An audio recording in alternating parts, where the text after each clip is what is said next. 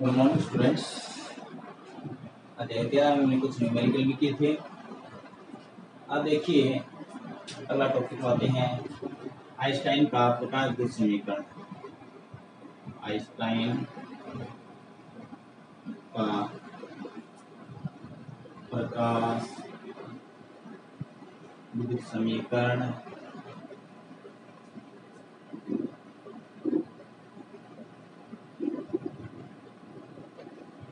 ये समीकरण के द्वारा क्या है, प्रकाश विद्युत प्रभाव की व्याख्या भी की जाती है। तो सबसे पहले क्या बताया था आइंस्टाइन ने कि आइंस्टाइन के अनुसार जब दहलीय आवृत्ति से अधिक आवृत्ति का प्रकाश किसी धातु पृष्ठ पर आपतित किया जाता है, ठीक है ना, फोटोन के रूप में आपतित किया जाता है, तो उसकी ऊर्जा है वो दो भागों में विभाजित हो जाती है। एक तो कार्यफलन के रूप में और शेष है वो गतिज ऊर्जा के रूप में परिवर्तित हो जाती है। तो इसके लिए आइंस्टाइन का प्रकाश समीकरण किस प्रकार लिखा जाता है। मान लीजिए न्यू आवृत्ति का कोई फोटोन था जिसको किसी धातु पृष्ठ पर आपतित किया, जिसकी ऊर्जा कार्यफलन W0 प्लस गतिज ऊर्जा के रूप में विभाजित हो जाती है। क्योंकि हमें पता है फोटोन की जो ऊर्जा होती है वो क्या होती है h न्यू, W0 की जो होती है वो क्या होती है h न्यू नोड। कार्यफलन का सूत्र होता है, इसलिए h new equal h new node plus के। h न्यू नोड का प्रक्षालन कीजिए, h new minus h new node बराबर के। ठीक है, h यहाँ से कम लीजिए, न्यू माइनस न्यू नोड बराबर के। ठीक है, अब के गतिज ऊर्जा, तो गतिज ऊर्जा एक तो आपको मैंने क्या बताई थी, गतिज ऊर्जा सूत्र से, चूंकि गतिज ऊर्जा सूत्र से मान लीजिए समीकरण एक थी, तो गतिज ऊर्जा सूत्र एक तो क्या दिखता है, E बराबर 1/2 mv², ये होता है। इसलिए h new minus new node बराबर 1/2 mv² लिख सकते हैं इसको। ठीक है, एक तो आइंस्टाइन का प्रकाश गुण समीकरण ये हो गया, या गतिज ऊर्जा सूत्र एक और होता है कि बराबर क्या लिख सकते हैं EV नोड। V नोड क्या निरोधी विभव, ठीक है, पीछे परिभाषा बताइए निरोधी विभव की।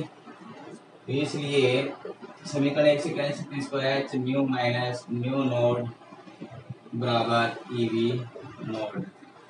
V नोड का मान निकालना हो तो भी लिख सकते हो, ये कहाँ जाएगा बाद में। तो ये क्या कहलाती है, आइंस्टाइन की प्रकाश गुण समीकरण कहलाती है।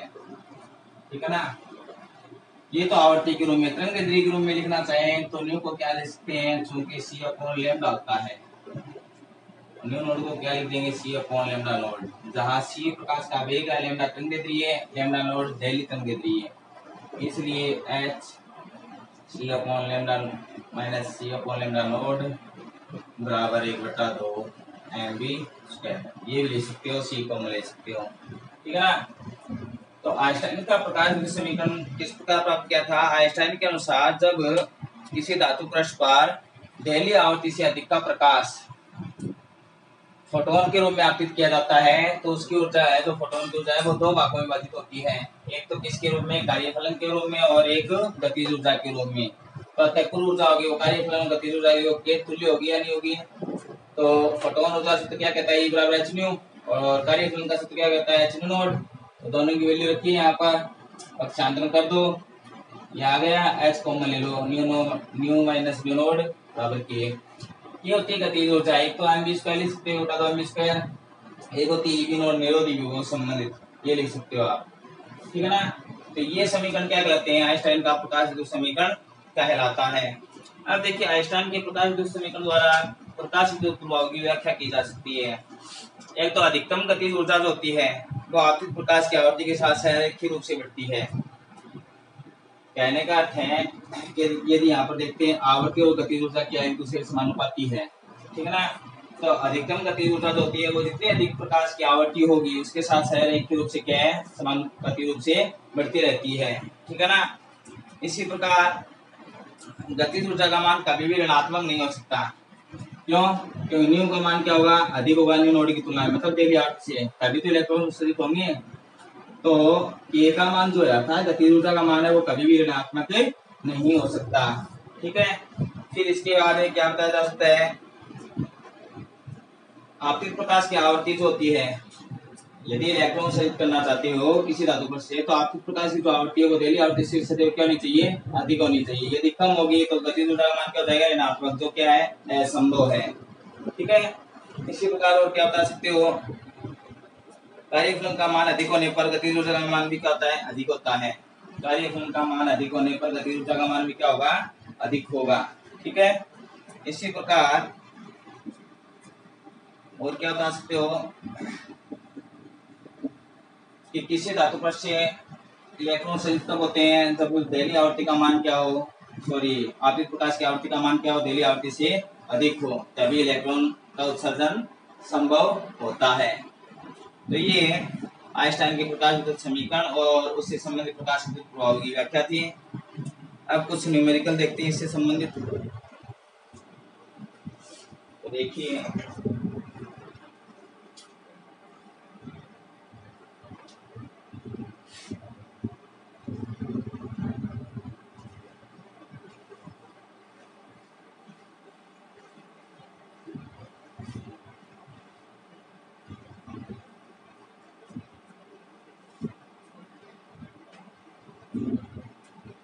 जैसे दे रखा है एक धातु के लिए, क्वेश्चन दे रखा है एक धातु के लिए दहली तरंगेद्रीय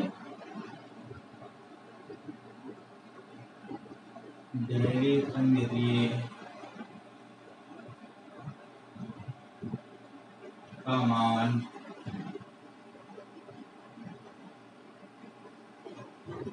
एक धातु के लिए दहली तरंगेद्रीय का मान 5675 एंगस्ट्रॉम है। 5675 एंगस्ट्रॉम है। तो कार्यफलन की गणना कीजिए। तो कार्यफलन की गणना कीजिए। क्या दे रखा है? एक धातु के लिए दैलीय तरंगेद्रीय का मान 5675 एंगस्ट्रॉम है। ठीक है ना? तो दैलीय तरंगेद्रीय दे रखी है अर्थात लैम्डा नोड का मान दे रखा है। ठीक है ना? अब इसकी सहायता से देखिए, आपको डब्ल्यू नोड ज्ञात करना था, कार्यफलन ज्ञात करना है। तो पहले प्रश्नानुसार क्या लिखते हैं कि आपको दे क्या रखा है? तो दैलीय तरंगेद्रीय था लैम्डा नोड का मान 5675 एंगस्ट्रॉम। ठीक है। इसको पहले किस में बदल लेते हैं? मीटर में। और मीटर में बदलेंगे किससे गुणा करना होगा? 10 की घात -10।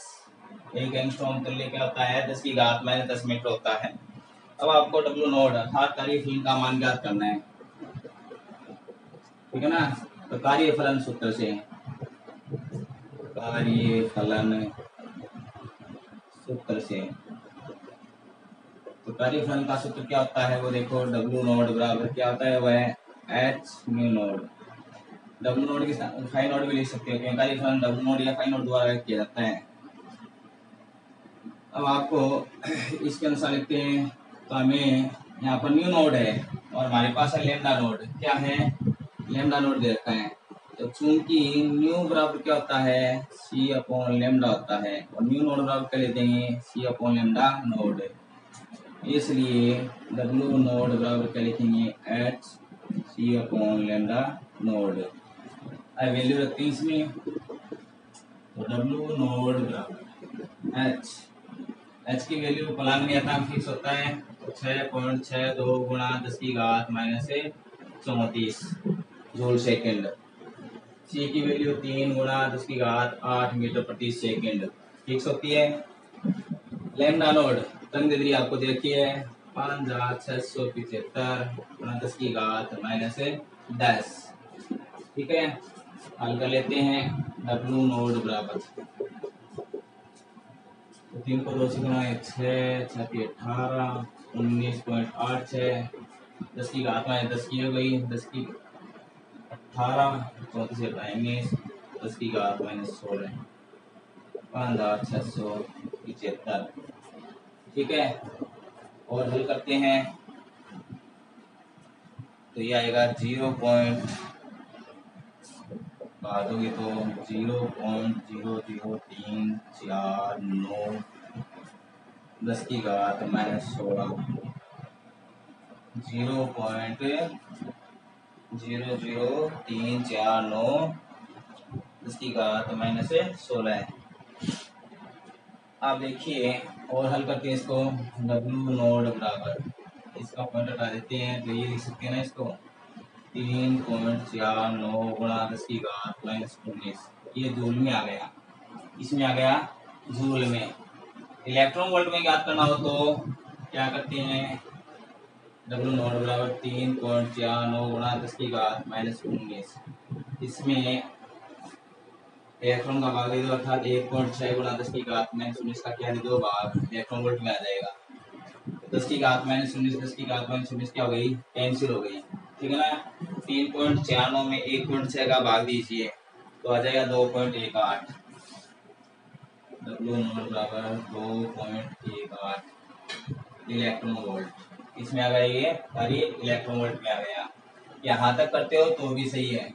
यदि आपको प्रश्न विशेष कह दिया जाए कि कार्यफलन है वो इलेक्ट्रॉन वोल्ट में याद कीजिए, तो जो आपके पास जूल में आया है उसमें 1.6 गुणा 10 की घात -19 का भाग दे दीजिए, जिससे आपके पास क्या है, कार्यफलन है इलेक्ट्रॉन वोल्ट में आ जाएगा। नॉर्मल है, कर सकते हो। अब आगे देखते हैं अगला क्वेश्चन।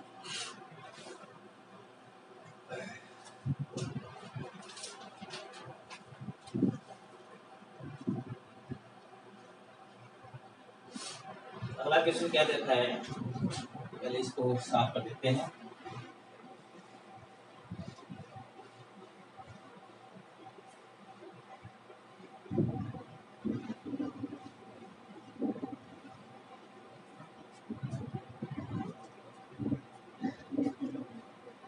अगला क्वेश्चन देखा है सोडियम के लिए कार्यफलन,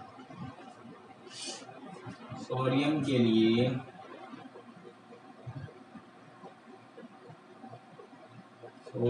लिए कार्यफलन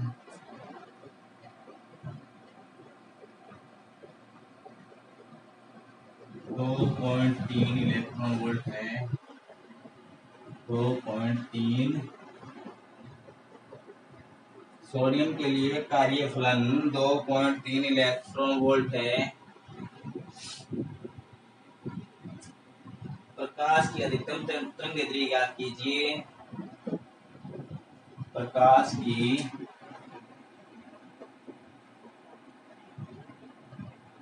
अधिकतम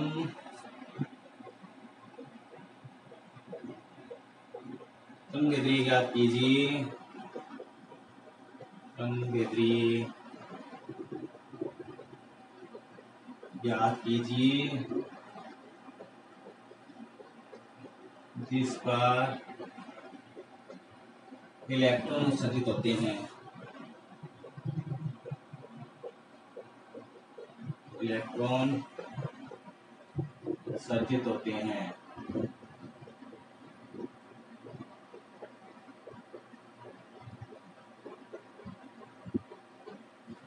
क्या कह रहे हैं, सोडियम के लिए कार्यफलन है वो 2.3 इलेक्ट्रॉन वोल्ट है,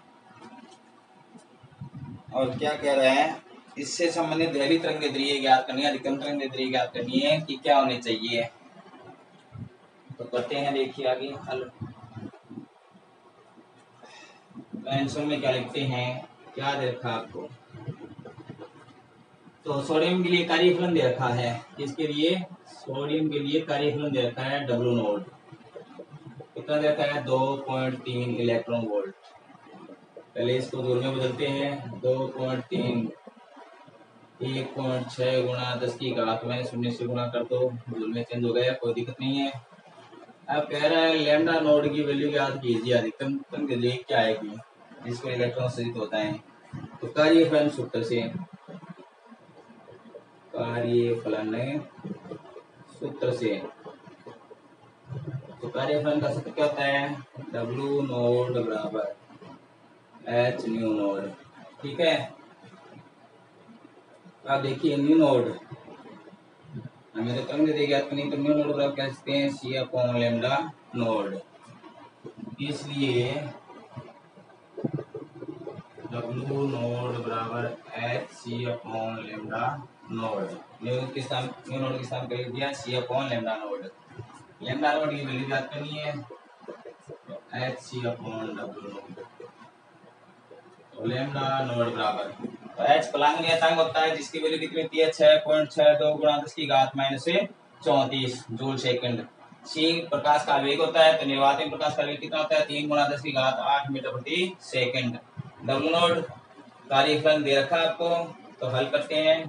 तो वैल्यू रखी है H की 6.62 गुणा 10 की घात माइनस 34, 3 गुणा 10 की घात 8, और W नोड की कितनी रखी है 2.3, 1.6 गुणा 10 की घात माइनस 19। ठीक है, हल करते हैं। तो लैम्डा नोड बराबर, तो ये गुणा करेंगे 6.62 को 3 से, तो 19.86। घात को हल करते हैं तो ये कितनी रहेगी 19 प्लस की हो जाएगी, 19 और 8 है 27, 7 रहेगी 10 की घात माइनस 34 थी यहाँ पर, प्लस की 27 तो माइनस से 7। 2.3 गुणा 1.6, तो 2.3 को 1.6 से क्या कीजिए गुणा कीजिए, तो क्या आएगा 3.68, 3.68। ठीक है ना, 19.86 में 3.68 का भाग देते हैं। ठीक है, तो ये क्या आ जाएगा, भाग लीजिए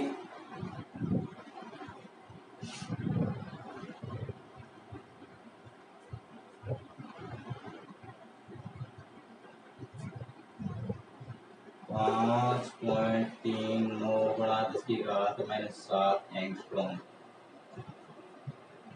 यदि नैनोमीटर में बदलते हैं तो क्या हो जाएगा 539 गुणा 10 की घात माइनस 9 लिख सकते हैं इसको, क्या लिखा जा सकता है लैम्डा नोड बराबर 539 नैनोमीटर। ठीक है, 5.39 इसका पॉइंट हटा दिया, तो हटाएंगे तो 10 की घात माइनस 9 बन जाएगी, माइनस 7 ही 2 और आगे माइनस की 539, 10 की घात माइनस 9 को क्या लिख सकते हैं नैनोमीटर। ठीक है, इतना भी सही है, और आगे और हल करना चाहते हो तो कर सकते हो। तो इस प्रकार इससे उत्सर्जित तरंग दैर्ध्य होगी, उसकी वैल्यू कितनी होगी 539 नैनोमीटर। है ना, एक क्वेश्चन और देखो,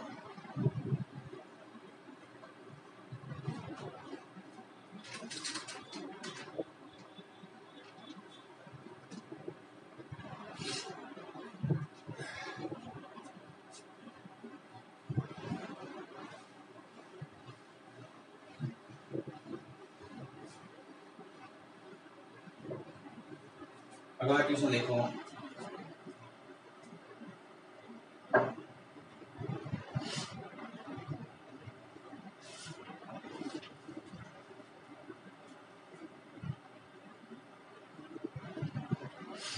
कक्षीय ताप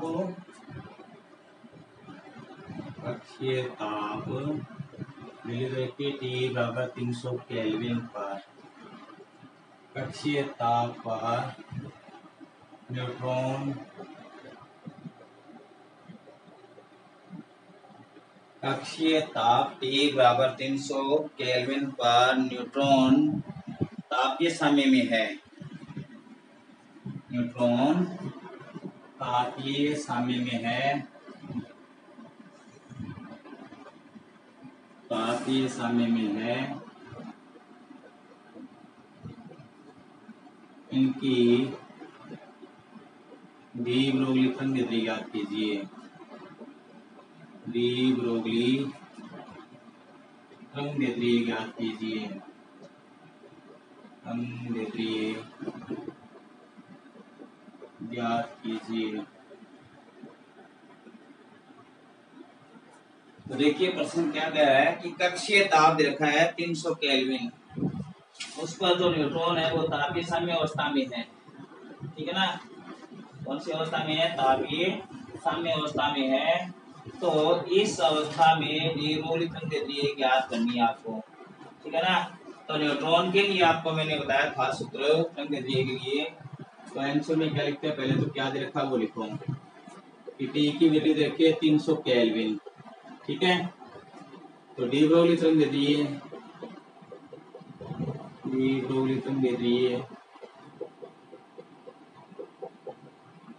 सूत्र से सूत्र से। तो न्यूट्रॉन के लिए क्या लिखा था? लैम्डा एन, याद हो तो 30.38/√T। लैम्डा एन बराबर 30.38/√T। टी की वैल्यू क्या है? 300, ठीक है। तो इसका वर्गमूल क्या देगा? 30.38/10√3। √3 की वैल्यू आपको पता ही है, क्योंकि √3 की वैल्यू क्या होती है? 1.732।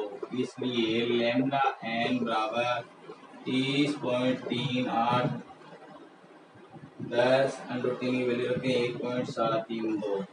लैम्डा एन बराबर 30.38 17.32 लैम्डा है। इसका भाग देते हैं तो ये आ जाएगा 1.75 एंगस्ट्रॉम। तो आपके पास न्यूट्रॉन की तरंगदैर्ध्य कितनी प्राप्त हो गई? 1.75 एंगस्ट्रॉम प्राप्त हो गई, ठीक है ना।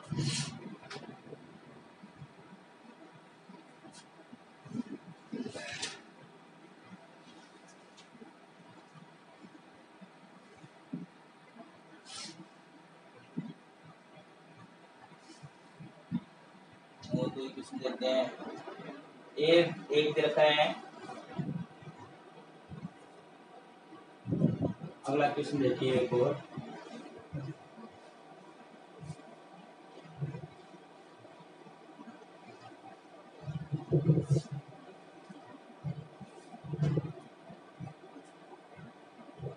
वोल्ट पर क्या क्वेश्चन दे रखा है? 100 वोल्ट के समान विभवांतर से 100 वोल्ट के समान विभवांतर से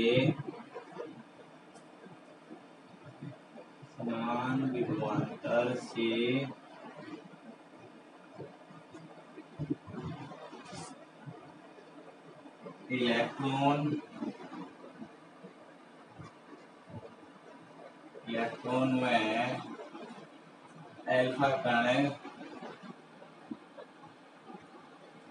अल्फा कण त्वरित है,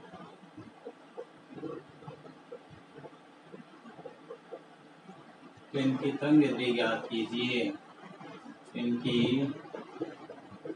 डी ब्रोगली तरंगदैर्ध्य ज्ञात कीजिए। डी ब्रोगली तरंगदैर्ध्य ज्ञात कीजिए। तो देखिए क्वेश्चन में क्या दे रखा है कि 100 वोल्ट पर 100 वोल्ट के समान विभवांतर से दो कण त्वरित हो रहे हैं, एक तो इलेक्ट्रॉन हो रहा है और एक अल्फा कण।